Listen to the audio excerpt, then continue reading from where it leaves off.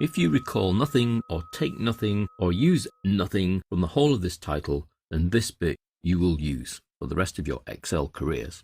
It's the quickest way to create a chart in Excel. Let's take our sales data 2013 file. Now we can pick on any one of the months, it doesn't matter. Let's pick on May, for example. And if I would like a quick chart based on this May data, all I simply need to do is effectively place my cursor anywhere in the data. I don't need to be at the beginning, I don't need to be at the end, I don't need to be in the middle, I can be anywhere. And then I need to execute the keyboard shortcut F11. And hey presto, a default chart appears in a new tab. So you can see here it says chart 2. So I was in May and I've now got a chart to the left of it based on all the data in May. So we can see car sold, plane sold, bike sold, helicopter sold, all the way through to total sold.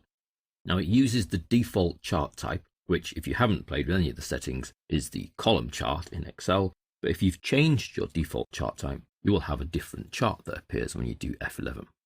There is one slight drawback to it, and that it's graphed everything that was in that data set. So it's done the total sold, which then effectively makes each of the separate items quite small.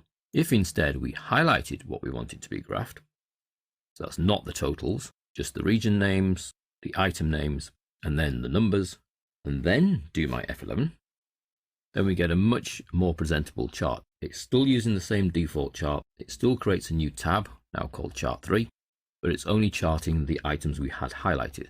So I've got a separate column for each of the regions, north, south, east, and west, and then a separate little area on the chart for each of my items that I've been selling. Now, obviously, the orange bar is quite big in each of these, but the car sold is quite a small orange bar. As you hover over any of the columns, it tells you which bit you've got. So we're using the south as the series, the point is the bike sold, and the value to get that height is 1, 2, 3, 4.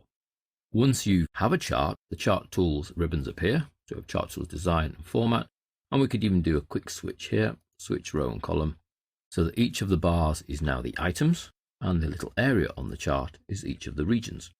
Depending on what you're trying to compare, that can be a quick way of just swapping the chart around. And we see that the south region has really sold a lot more caravans. Or we switch it back over, and we're then comparing the items, so then we can compare regions of items. South have done better with caravans. Switched over, you then look at the south overall, and the caravans being the highest still stands true. So that's a quick switch using the switch row and column, but the quickest shortcut here is that F11. If you're happy that all the data gets mapped, don't highlight anything. Just click in F11, you'll get your chart.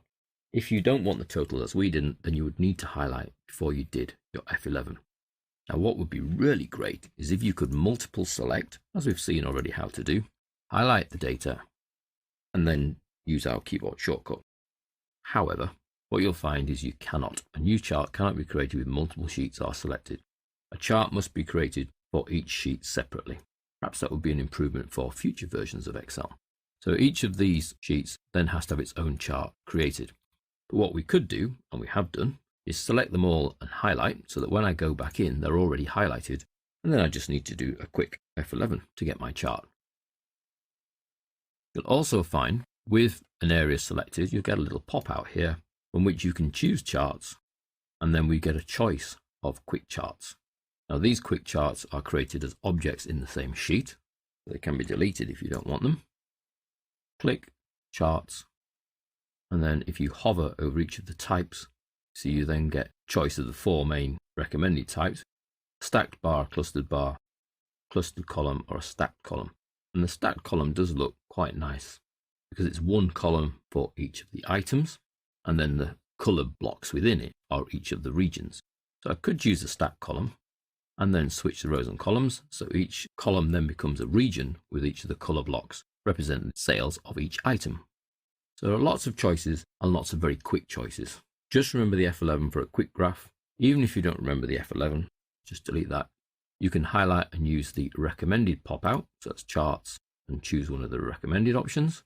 And then once you have a graph, we can switch the row and column data very quickly to see if that effectively presents the information in a better light. Do not forget F11.